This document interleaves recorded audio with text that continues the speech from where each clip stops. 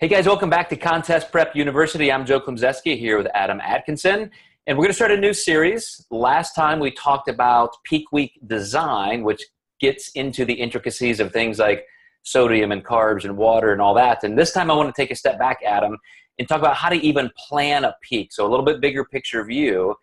And at the time that we're recording this, it is spring, and you've probably been already working with a lot of clients and getting their peak weeks ready. So I know when I initially sit down and I've got a spreadsheet and a calculator and I've got all these past contest pictures and current pictures and all of the data I need from each client, I still need more information that I probably don't have. So I have to go to each client individually and ask them things like, what day are you traveling?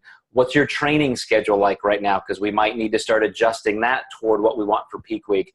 I need a list of your actual food sources, so maybe some daily food logs. So all of the things that go into creating the actual plan, I would love to hear your process as well. What do you have to think through and what do you need at your fingertips? Yeah, so the first thing that I usually gather is the sodium and water from clients, and then also their food log, just so I can see if there's anything that might be bad to be having during peak week. A lot of times people will be into those Walden Farms products. They're just loaded with artificial sweeteners, and that can cause some potential bloating, and you want a client to get rid of that during the week if they can. We usually see a little bit more tightness without all that extra artificial sweetener. Also, you know, if you're really locked in digestively, you don't want to make a lot of food source changes. So kind of just telling the client, hey, this food log looks great when we make our increases, you know, maybe try to increase your potato or whatever they're eating. But another good consideration that happens later in the week or as I design their training is when they might be traveling to the show. If they even have a gym close by, I might change their training just to allow them to get settled into their hotel. Maybe make it an only cardio day, just so they can get settled in, get used to the new environment, and make sure that they don't have any added stress of, I must get this workout in that day.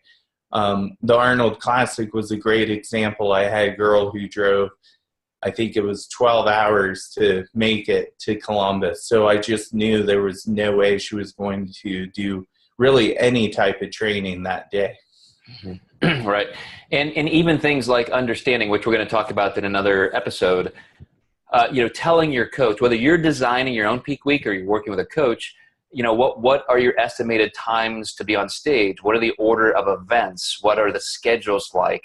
You know, we'll even talk about things like judging criteria, but all of the things that you might need to plan that week, you really start need to think about that 2 to 3 weeks ahead of time, because as you're saying, Adam, you know, things will change. You may need to start adjusting your training a little bit. So do you have even maybe just a cheat sheet or thing that you send to your clients to gather this information? You know, I do have a sheet with a peaking document that kind of talks about, you know, if you're in multiple classes, you know, let me know, because we might need to do 2 pump-up meals. And then also, too, I need to know to be guarding my phone, you know, once you're done with your first class, to know that you have another one coming up so I can keep you on point and we can keep pictures flowing in and making sure you look good. This weekend, I had a girl do bikini and figure because it was a drug-tested show. She had quite a bit of muscularity, not too much for bikini, and probably competitive in the natural figure world. So we threw her into both. And she had about a 3-hour break between her classes. So that was something that we knew ahead of time, and we were able to really map out her show day and map it off of the tentative show schedule that she sent me. So that's always super helpful to have that. Mm-hmm.